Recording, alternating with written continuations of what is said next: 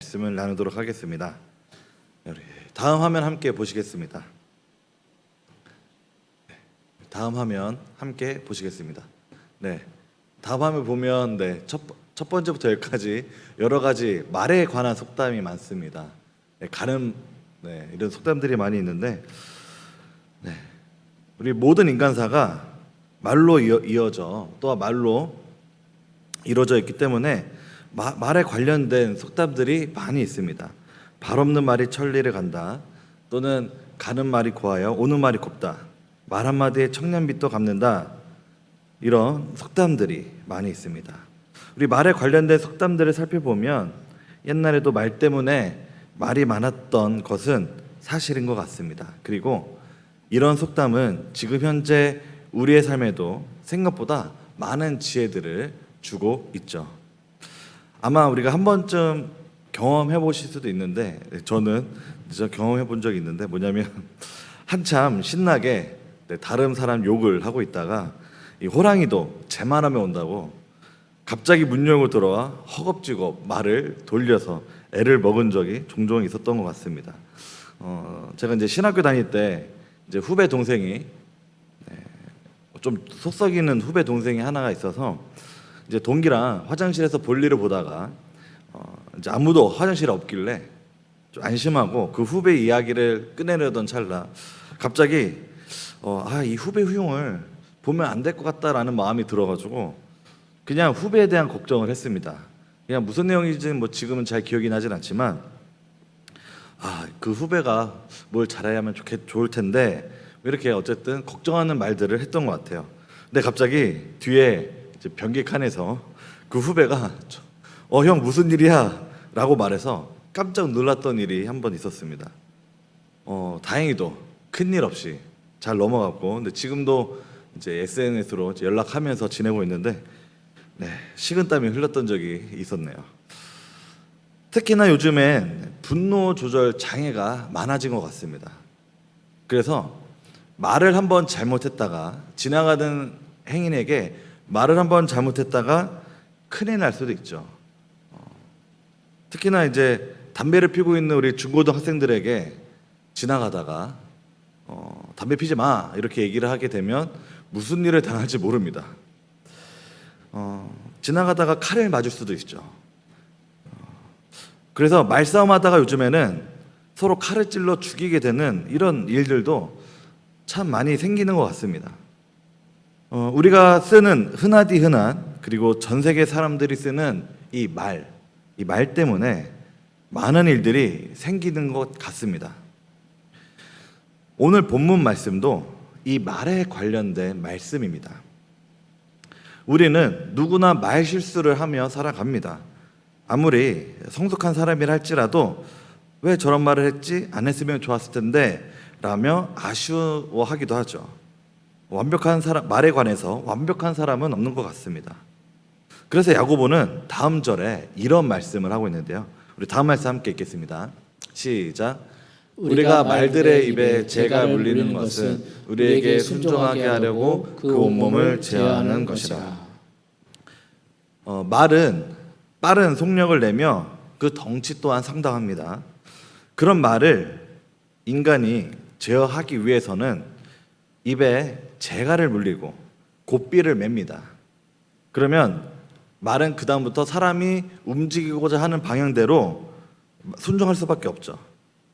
이 입에 물리는 작은 재갈을 통하여 통제하고 말을 다스릴 수 있습니다. 다음 구절에도 이와 비슷한 비유를 또 하나 합니다. 다음 말씀 또 함께 읽겠습니다. 시작.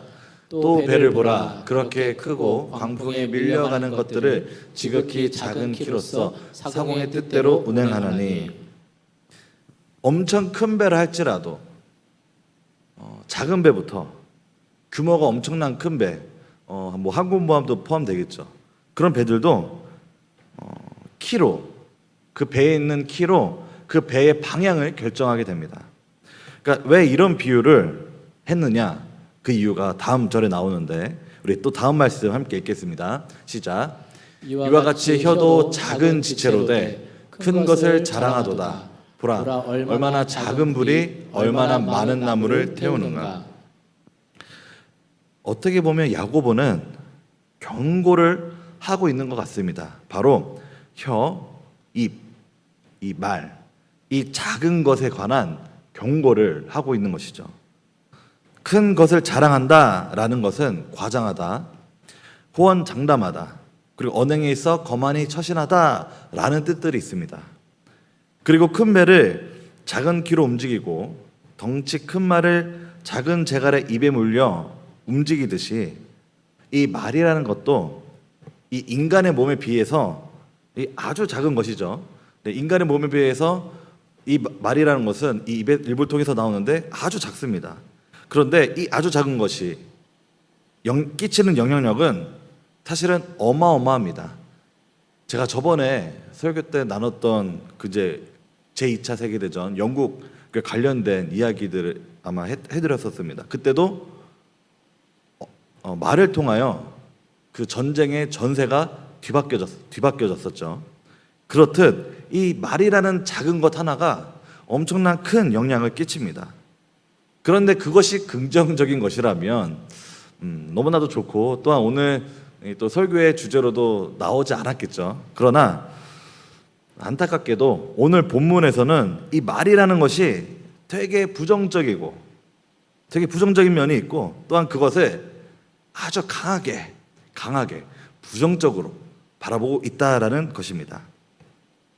우리 다음 말씀 함께 읽겠습니다. 시작. 이와 같이 혀도 작은 지체로 돼 큰 것을 자랑하도다. 보라, 얼마나 작은 불이 얼마나 많은 나무를 태우는가. 우리 노란색 글씨 다시 한 번 더 읽겠습니다. 시작. 보라, 얼마나 작은 불이 얼마나 많은 나무를 태우는가.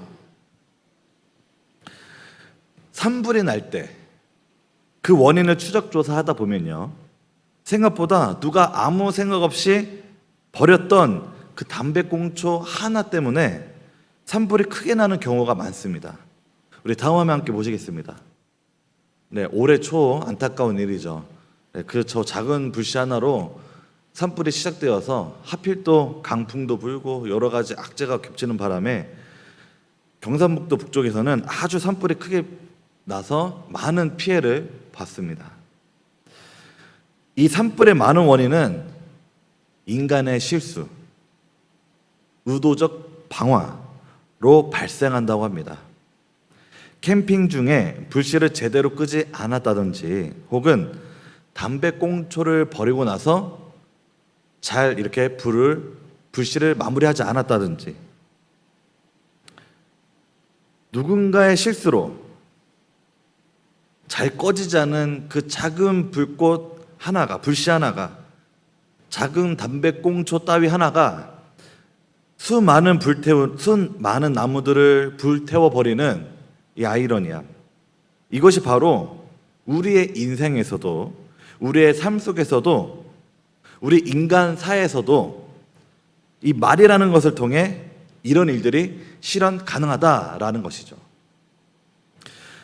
야고보는 얼마나 작은, 그리고 얼마나 많은, 서로 다른 두 개의 극단적인 단어를 통하여 우리가 일상생활에서 흔하게 쓰는 이 혀에서, 입에서 나오는 말이라는 것이 얼마나 큰 파괴력을 보여주고 있는지 말하고 있습니다. 우리 다음 말씀도 함께 읽겠습니다. 시작. 혀는 곧 불이요 불의의 세계라. 혀는 우리 지체 중에서 온몸을 더럽히고 삶의 수레바퀴를 불사르나니 그 사르는 것이 지옥불에서 나느니라. 제가 보고 있는 주석에서는 이렇게 설명하고 있습니다. 이 말의 악함이라는 것이 어느 정도냐면 불의의 세계라고 표현하고 있습니다. 인간의 혀는 이 타락한 세상 속에서 악한 특성을 드러내며, 실제 그 혀는 우리 몸의 지체 전부를 더럽히고 우리의 삶의 바퀴를 태워버린다라고 설명하고 있습니다.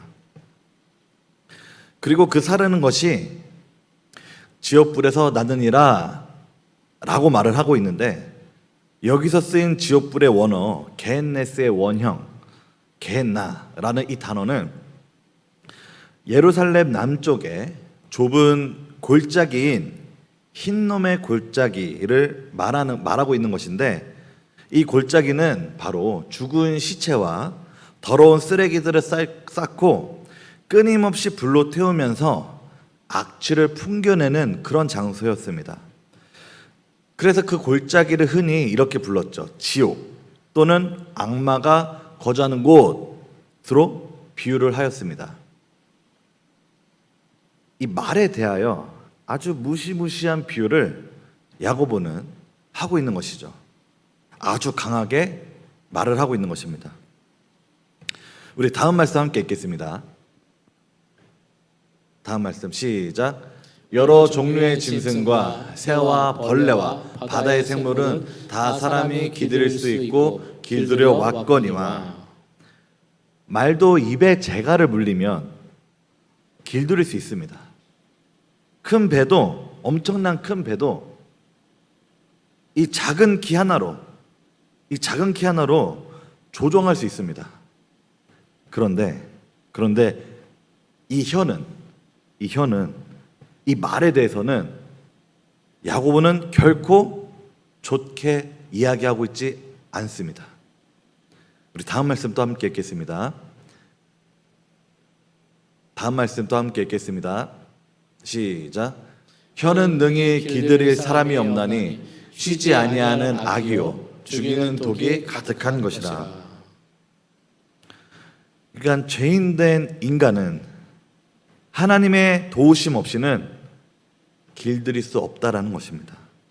인간이 하나님 앞에 순종한다라는 의미가 무엇이냐면 거친 야상의 사자가 자신의 본능대로 하지 않고 길들인 주인의 명령을 기다리고 있다라고 생각하시면 됩니다. 그러니까 하나님만이 이 인간의 이 거친 야생의 사자와 같은 말을 길들이실 수 있고 다스릴 수 있는 것이지 사람이 자신의 힘으로는 하지 못한다라는 것이며, 그래서 이 길들여지지 않는 말은 악이고 또한 죽이는 독으로 가득 차 있다라고 이야기하고 있는 것입니다. 그래서 그 독기 가득한 말은 사람을 죽일 수가 있죠. 뭐 실제적으로 물리적으로 죽인다라는 것이 아니고 이 마음적으로 정신적으로 죽일 수 있다라는 것인데, 그것이 결국 실제 삶에서의 죽음으로 표현이 되기도 합니다. 이 사람 마음에 치명적인 상처를 주게 되면 그 사람은 자신의 삶을 마감할 수도 있죠. 우리나라는 OECD 국가 중에 청소년 자살 비율이 굉장히 높은 나라 중에 한 나라입니다. 거의 1, 2등을 다툴 정도이죠. 그런데 그 중에 공부를 못하는 애들의 자살 비율이 많지는 않고, 생각보다 공부를 잘하고 있는 전교 1, 2등 하고 있는 이런 애들이 자살 비율이 생각보다 높습니다. 왜 높냐? 전교도 1, 2등 하면 공부를 잘하고 나름 엘리트라는 증거잖아요. 그런데 그런 아이들은 만약에 시험에서 실수를 해서 2등으로 떨어진다든지 100점 맞을 걸 95점 맞는다든지 이런 일이 생기면 집에 가면 난리가 납니다. 그리고 부모님에게 혼이 나죠. 너는 이것밖에 못하냐, 저주의 말이 나옵니다. 그런 말을 들은 학생들은 멘탈을 잡지 못하고 결국 안타까운 일들이 벌어지게 됩니다. 최근에 학업에 스트레스로 인하여 여고생 3명이 자살한 사건이 있죠. 너무나도 안타깝습니다. 부모가 좋은 말을 해줬다면 괜찮았을지도 모를 텐데 그렇지 않아서 생을 마감하는 경우가 실제로 있다라는 것입니다. 제가 군대에서 여단 군종병으로 있을 때 일이었는데, 그때 새로 부임하셨던 목사님께서 이런 말을 하셨어요. 뭐냐면 어느 군단에 있던 목사님이 군종병을 너무 갈구셨던 겁니다.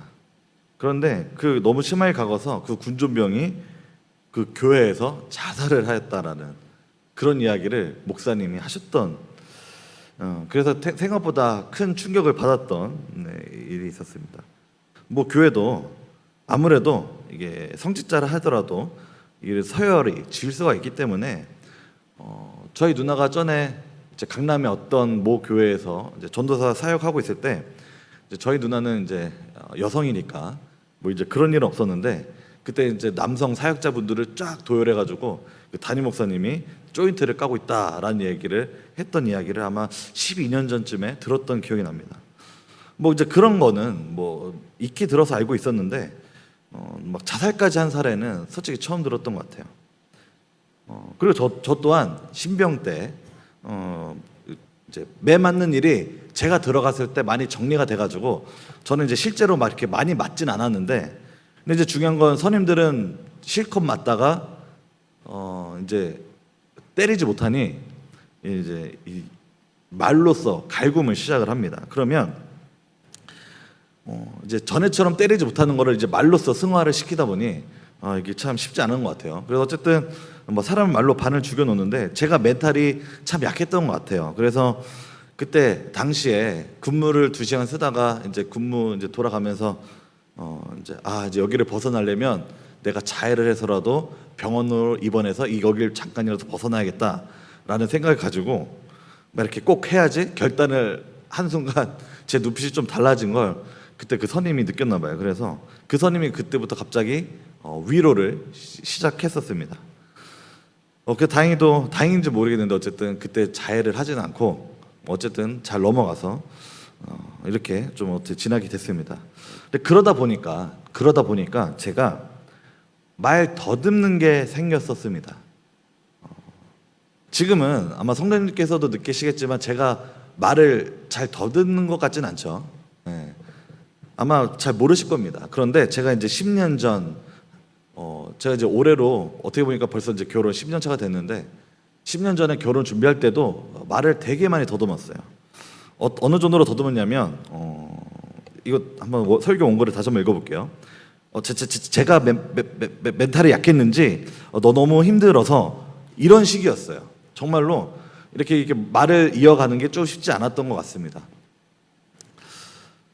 그 정도로 심하게 말을 그러니까 저도 마음이 아팠던 거죠. 마음이 아팠던 건데 다행히도 지금도 이제 저의 멘토 목사님 또한 멘토 사모님을 만나 양육을 받으면서 점점점 회복이 되어져 가고 그러니까 말로 받았던 상처를 이제 말로써 회복이 되었죠. 그러니까 지금은 제가 뭐 말을 더듬나든지 뭐 이런 거 솔직히 잘 못 느끼실 겁니다. 근데 지금도 가끔씩 당황하면 그러니까 뭐 심하긴 아닌데 조금 말을 더듬을 때가 있어요. 우리가 흔히 쓰고 있는 이 말이라는 것은 얼마나 무섭고 위험한 것인지를 오늘 본문 말씀을 통해서 우리가 다시 한번 상기하기를 소망합니다. 우리 다음 말씀도 함께 읽겠습니다. 시작. 이것으로 우리가 주 아버지를 찬송하고 또 이것으로 하나님의 형상대로 지음을 받은 사람을 저주하나니. 다음. 10절. 한 입에서 찬송과 저주가 나오는도다. 내 형제들아 이것이 마땅하지 아니하니라. 이 혀가 그러니까 우리 말이 가질 수 있는 가장 아름다운 것은 바로 하나님을 찬양하는 것입니다. 그런데 우리 인간은 하나님을 찬양하면서도 우리 주위에 있는 사람들을 저주한다는 것이죠. 한 입 가지고 두 말을 하는 것인데 야고보는 찬양하면서 이 저주하는 이 아이러니함에 대해서 결코 이것이 당연하거나 마땅하지 않음을 피력하고 있는 것입니다. 우리 또 다음 말씀 두 구절 함께 읽겠습니다. 시작. 샘이 한 구멍으로 어찌 단물과 쓴물을 내겠느냐. 내 형제들아 어찌 무화과 나무가 감람 열매를 포도나무가 무화과 열매를 맺느냐. 이와 같이 짠물이 단물을 내지 못하느니라. 약수터에서 물을 마실 때는 항상 그 물 맛이 납니다. 뭐 다른 짜다든지 뭐 달다든지 하는 다른 맛이 나지 않고 그 약수터의 그 맛이 그 물의 맛이 나죠. 그리고 그 약수터마다 물 맛이 조금씩 달라요. 아무래도 같은 물이라고 하더라도 조금 성분은 다를 수 있으니까. 그리고 포도나무에서는 무화과 열매가 맺히지 않습니다. 또한 무화과 나무에서는 감람 열매가 맺히지 않습니다. 그러니까 야고보는 크리스찬이라 한다면 한 입 가지고 찬양과 저주를 하지 않는다라는 것이죠. 이것이 결코 말이 되지 않는다라는 것을 말씀하고 있는 겁니다. 이 본문 말씀을 통해서 아주 강하게 이야기하고 있는 것입니다. 어떻게 보면 오늘은 이 무거운 주제를 가지고 함께 나눴습니다. 그럼에도 이 신앙생활은 우리의 삶 속에서 너무나 당연히 들어와 있기 때문에 이 삶이 너무 당연한 나머지 이게 너무 당연하다 보면 무뎌져 있기 마련입니다. 그래서 내가 말씀대로 잘 살아가고 있는지 종종 점검해 볼 필요가 있다라는 것이죠.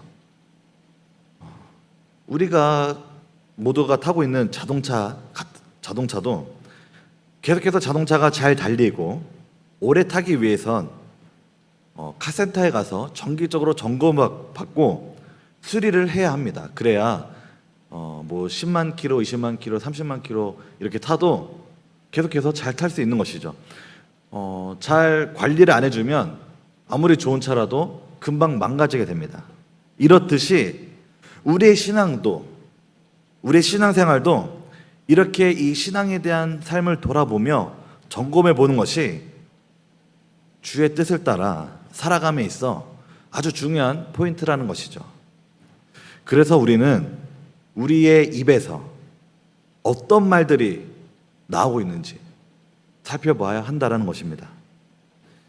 남을 향한 원색적이고 적대적인 비난 아니면 저주를 하고 있지는 않은지, 불만과 불평만 하고 있지는 않은지 우리가 한번 돌아볼 필요가 있다라는 것이죠. 만약 그런 것들이 생각난다면 우리가 그것으로부터 돌이키고 우리가 함께 다시 한 번 더 말씀 안에서 우리의 이 말을 세워가기를 소망합니다.